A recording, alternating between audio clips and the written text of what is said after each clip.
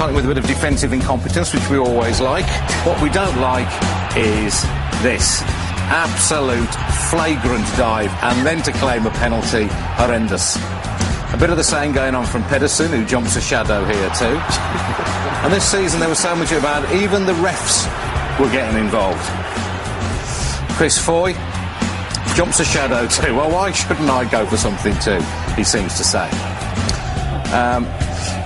A bit of this never goes amiss, although don't do it at school, lads. And Yakubu gets a little bit from Pantsil here. Yakubu's...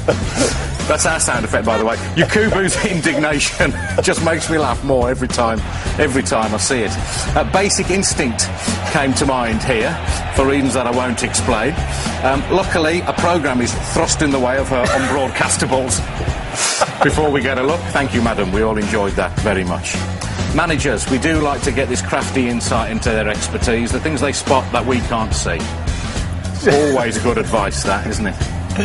Hand signals have been fertile territory for us. Emu, you know Emu, says Gary, he's going to get it. Emu gets it unless you sort yourselves out. Yeah, that'll be the end for Emu. Here he's saying, you two, get the ball, two of you, to me, not you, ball, two, not... Anyway, whatever, I don't know what he's on about. I don't know what this is about. He turned to him, come on, you're hard enough, quit your talking, come on, let's get it on, come out here, I'll sort you out. And he shrugs. This is David Moyes celebrating, yes, celebrating a goal. This is David Moyes when he's happy.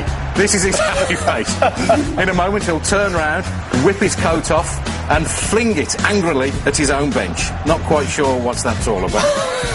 Here's a metaphor for Man City's whole season. The manager stands up, the chair flits back, and he nearly ends up on his ARSE, but just about saves himself, as he has done till the end of the season. And this is a champagne moment. Mike Phelan sees a balloon.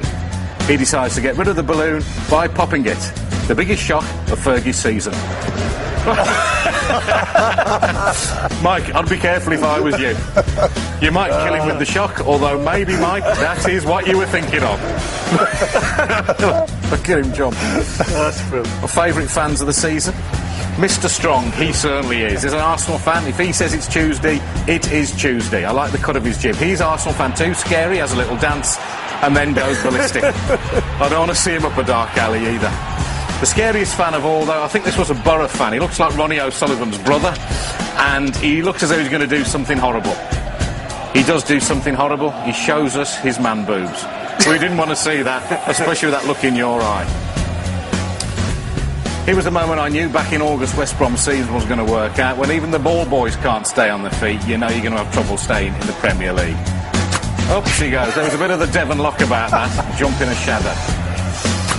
And here we see Scott Carson doing what most West Brom fans will do when they look back at the season.